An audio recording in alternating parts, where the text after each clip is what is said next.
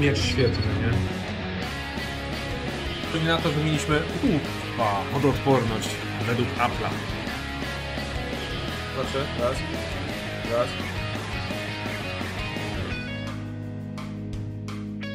Siema, dzisiaj odcinek troszeczkę testowy. Wiem, że lubicie testy na moim kanale. Oto macie. Mam do testowania dzisiaj naprawdę fajne urządzonko. Jest to stacja iPhone A9. To jest podmarka Sugona, tak? Czyli Sugon, iPhone, powiedzmy, że jedno i to samo. iPhone jest troszeczkę tańszy, dla mniej wymagających, aczkolwiek i tak, z tego co zobaczycie, naprawdę to jest bardzo sprytne urządzenie. Zapraszam do oglądania i zaczynamy test iPhone'a A9. Stacyjka wygląda tak, jest mała, poręczna. Wersja, którą ja mam akurat, jest z dwoma kolbami. Kolba T210 i kolba T115, czyli tak zwana kolba nano do tego najbardziej precyzyjnego lutowania. W zestawie razem z tymi dwoma kolbami dostałem po 3 groty C210 i 3 groty C115. Groty, które otrzymujemy w zestawie, te tutaj, są grotami, po pierwsze, jeden jest ten super precyzyjny, drugi jest ścięty, przyda się nam na przykład do czyszczenia wszelkiego rodzaju rzeczy plecionką, czyszczenie układu po zdjęciu, a także mamy tutaj grot taki w miarę precyzyjny,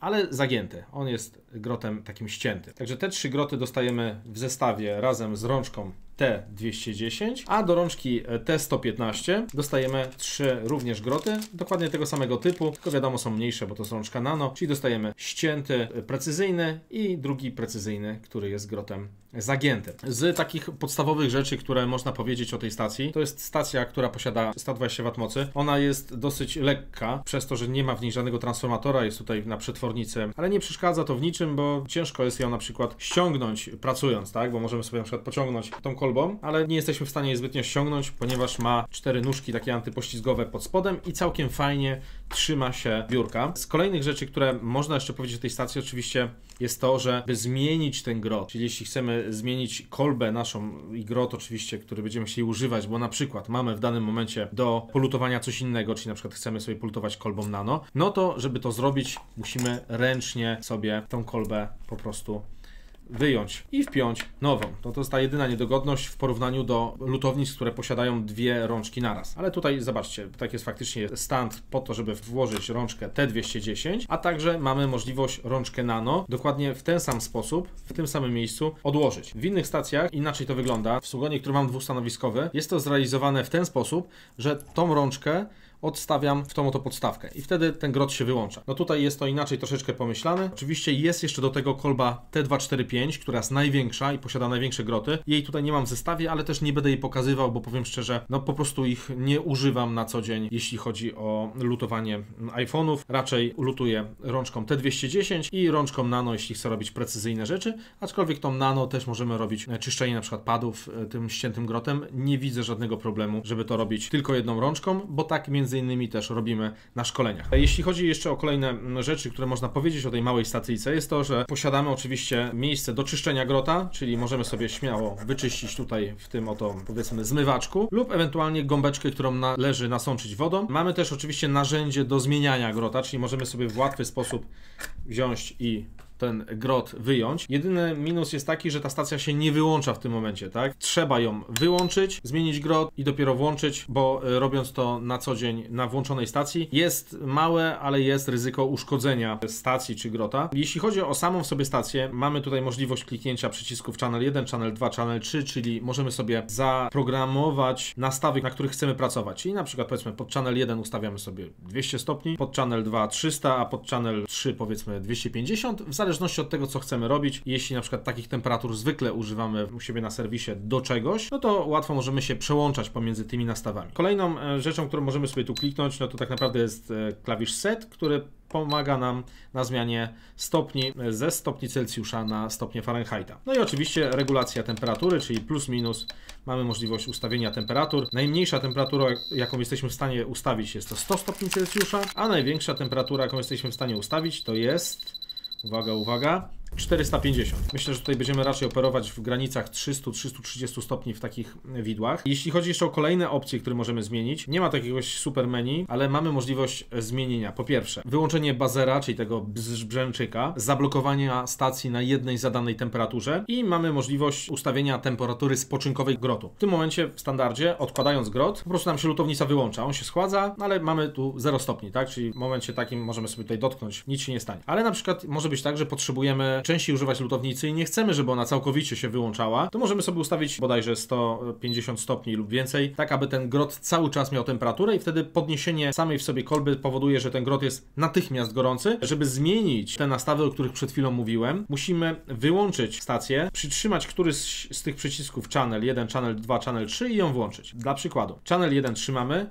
klikam guzik i w tym momencie odpaliła nam się blokada stacji. I ona jest tutaj ustawiona. Ja pod żadnym pozorem nie mogę jej teraz zmienić, tak? Bo wyświetla nam się tutaj error. Czyli to jest coś w stylu, na przykład mamy jakiegoś stażystę, praktykanta, któremu ustawiamy stałą temperaturę, żeby on tutaj nam przypadkiem nie grzebał. Żeby oczywiście wyłączyć tą blokadę, musimy po prostu wyłączyć stację, znowu przytrzymać channel i ją odpalić. I wtedy z automatu mamy możliwość zmiany tych parametrów, bo blokada została zdjęta. Kolejna rzecz, channel 2 odpalamy i jest buzzer, czyli już nam nie pika, bo może to kogoś na przykład denerwować. No i powiem wam szczerze, że to chyba tyle z takich rzeczy, które mam do przekazania na temat tej stacji. Pracuję na Sugonie, także to są wręcz bliźniaki, ale ta stacja jest troszeczkę mniejsza, zdecydowanie jest mniejsza. Tutaj bardziej chciałem pokazać dla osób, które zaczynają swoją przygodę z elektroniką, z lutowaniem, gdzie szukają czegoś, co jest w miarę tanie, ale funkcjonalne. I mam nadzieję, że ten iPhone wersja A9 pozwoli te oczekiwania spełnić. A czy tak jest? Zaraz zobaczymy podczas normalnej naprawy, bo kogo obchodzą suche fakty, co ja tutaj mogę kliknąć, czy działa, ty mi lepiej powiedz, Warszawa, jak się tym lutuje. Mam przygotowany dla Was iPhone 7 Plus, który ma uszkodzony układ audio, czyli będziemy mogli sobie po prostu wylutować ten układ i zobaczymy, jak nam się poczyszczą pady na płycie głównej, czy będzie wygodnie nam to lutować oraz czy robienie crossów tą lutownicą będzie fajne. Przed zrobieniem czegokolwiek sprawdzimy w ogóle, jaką temperaturę ta lutownica ma, bo może się okazać, że na przykład wymaga kalibracji, a taka możliwość też oczywiście jest. Do tego służy takie urządzenie. Jeśli mój kanał subskrybujecie, mam nadzieję, że subskrybujecie, to na pewno widzieliście niedawno shorta, którego zrobiłem właśnie na temat, jak kalibrować lutownicę Sugona. Sprawdzimy, jaką temperaturę ma w tym momencie i ewentualnie dokonamy korekty. Żeby to miało ręce i nogi, to musimy najlepiej podsynować grot delikatnie. Cynujemy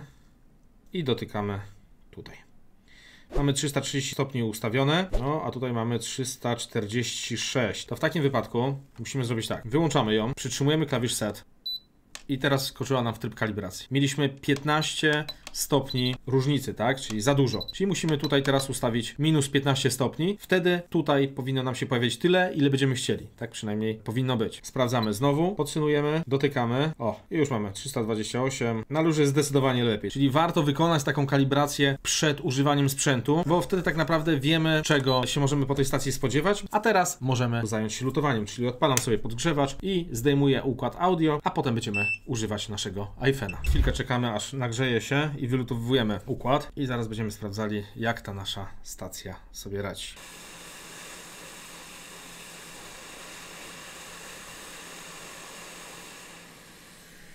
Układ wylutowany. No i co? Sprawdzamy naszego iPhone'a. Jak będzie nam się czyściło układ za pomocą rączki T210 ze ściętym grotem. Wcześniej warto sobie pocynować. Ok, pocynowane. Teraz użyjemy plecionki do ściągnięcia nadmiaru lutowia.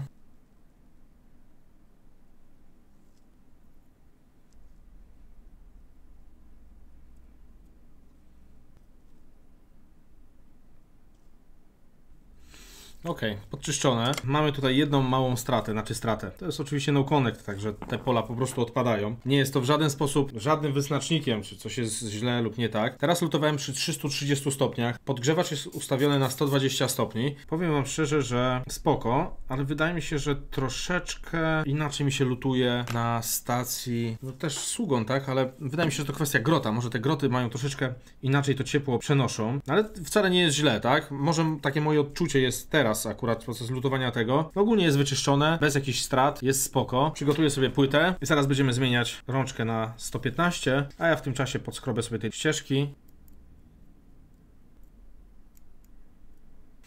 troszeczkę topnika. I teraz tak, w tym przypadku musimy już zmienić nasz grot, także przy okazji zobaczycie, jak to się robi. Czyli wyłączamy stację, wypinamy tutaj wtyczkę, a teraz użyjemy naszej rączki nano, tą, którą przynajmniej mi się najlepiej zwykle lutuje i najczęściej nią po prostu lutuję, bo same precyzyjne rzeczy się nią robi. Tylna część. Wpinamy wtyczkę w dziurkę, wyciągamy jeden z grotów. Ja w tym wypadku będę używał grota tego precyzyjnego, bardzo cienkiego. Wsadzamy sobie grota, cyk, odpalamy stację. Grot jest już gotowy do pracy i cała stacja jest gotowa do pracy, także ja sobie to jeszcze podsynuję. Okay, czyli tak delikatnie sobie podsynujemy. Tak coś średnio, podbiję temperaturę trochę. Nie wiem, czy to jest kwestia grota. Nie chcę mi się to za bardzo lutować. Żeby nie być gołosłownym, po prostu weźmiemy, no wezmę jakiś tam grot inny. No zamiennik, bo zamiennik. No ten jest cieńszy. Widać różnicę. To będzie to. Słuchajcie, to jednak te groty, które dostajemy w zestawie są takie nie do końca, ale zobaczcie, oryginał włożony, oczywiście nie mówię, że zamienniki są złe, bo pamiętajmy, to są też zamienniki, tak? One są tańsze, dużo tańsze. Także na pewno ich jakość jest troszeczkę gorsza w stosunku do oryginałów. Nam zależy też na samej w sobie lutownicy. Wiadomo, grot, rzecz wymienna, możemy sobie ją wymienić w każdej chwili.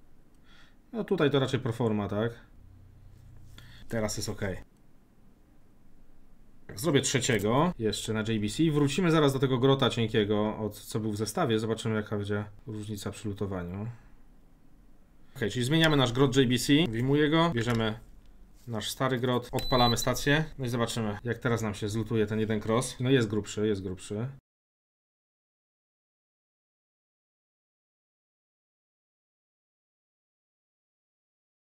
Dobra, siedzi. Szybkie poczyszczenie.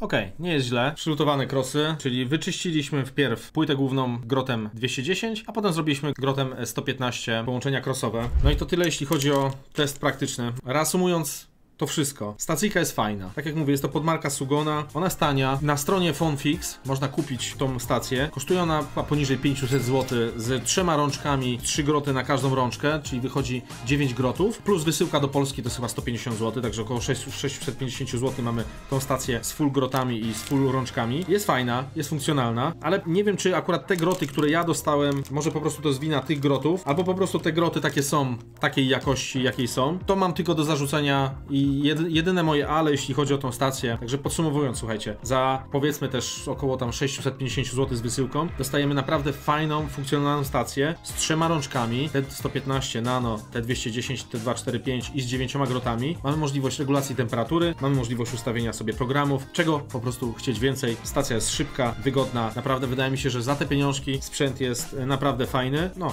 pomijając groty. Mam nadzieję, że materiał się Wam pokazał. Jeśli chcecie więcej materiałów i testów takiego sprzętu w takiej konwencji, dawajcie znać w komentarzu. A tymczasem, siemaneczko.